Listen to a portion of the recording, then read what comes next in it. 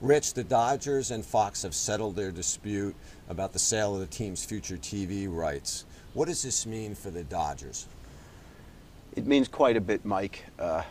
It means an awful lot of certainty. But before we even talk about what it means for the Dodgers, let's spend a few seconds and talk about how we got to where we got to. Start with what Fox had. Fox had a television rights agreement. I think they've had it since, I think it was since 2001, expired in 2013. And during those 13 years, they were entitled to get a certain amount of money, funds, etc. Probably not as many funds as you would get nowadays, but it was still probably a nice contract.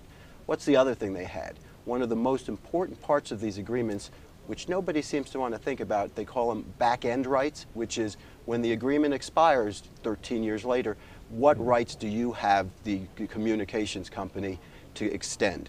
Well, what Fox had, not positive because it was sealed by the bankruptcy court, but just by reading the orders and all, it looks like what Fox had is they had three things, three very important things.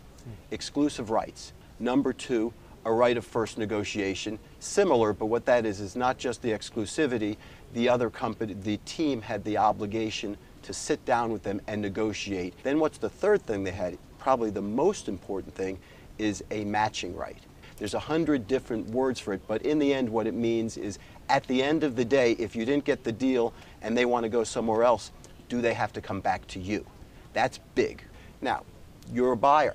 You're going to buy a team like the Dodgers and you're going to say, okay, so let me think now.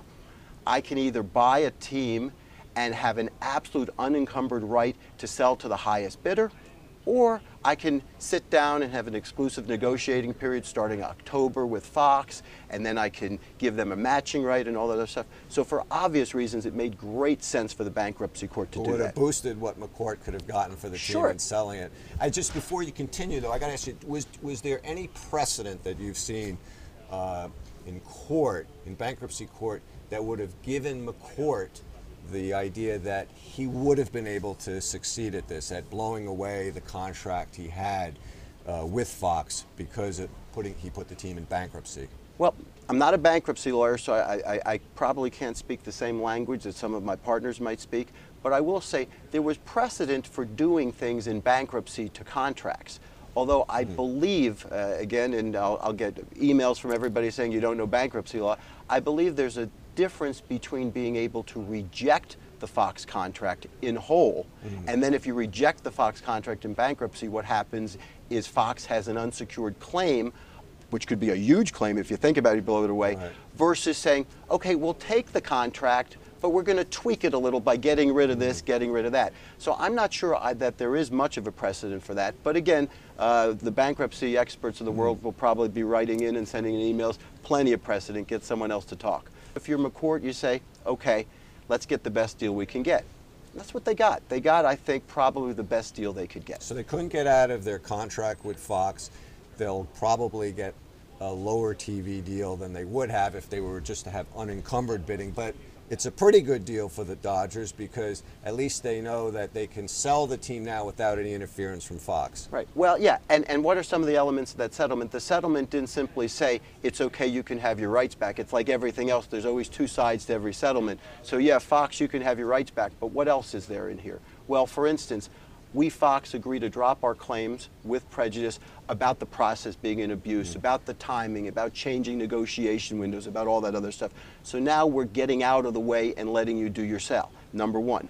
Number two, there was some discussion about, Fox got from that Time Warner, there was some ambiguity from, again, I haven't seen the agreement, but from what I read, the existing baseball agreement had some bans on being able to sell to Time Warner. How do you see it playing out if you had to guess? Do you see, for the future TV deal, the one for 2013, do you see Time Warner or Fox getting it? Or do you think there's a greater possibility that whomever comes in and buys the team from McCourt will actually start their own sports channel? It really depends on which party's involved. For instance, Time Warner Cable. Time Warner Cable, as everybody knows, they have a big deal with the Los Angeles Lakers. They're starting a Spanish RSN and an English RSN, and they're going to have 82 Lakers games plus playoffs and preseasons on that channel. That's during the winter, right? Wouldn't it be nice to have an awful lot of content for the summer? You know, Time Warner Cable's done some deals with CIF for high school sports, and I'm sure they're working on other things. But isn't that nice to get some baseball? So would they pay more for that than the typical buyer? I don't know. You'd have to ask them, but you would think that getting baseball in this brand new regional sports network is fabulous.